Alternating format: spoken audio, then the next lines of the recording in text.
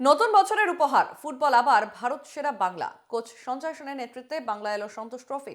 6 বছর পর সন্তোষ trophy champion Bangla, এ নিয়ে 33 বার ট্রফি এলো বাংলায়। মঙ্গলবার ফাইনালে কেরালাকে 1-0 গোলে হারিয়ে চ্যাম্পিয়ন বাংলা। দলের পক্ষে একমাত্র গোলটি রবি হাঁসদার এবং ম্যাচের অ্যাডেড টাইমে গোল রবি হাঁসদা। টুর্নামেন্টে 12 গোল করে ইতিহাস করলেন রবি হাঁসদা।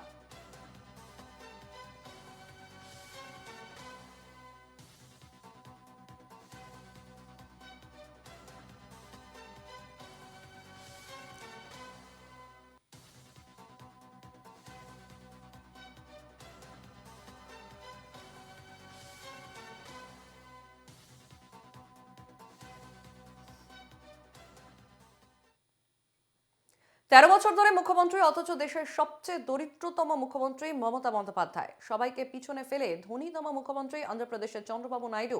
বাকিরা কে কত নাম্বারে, কে কত স্থানে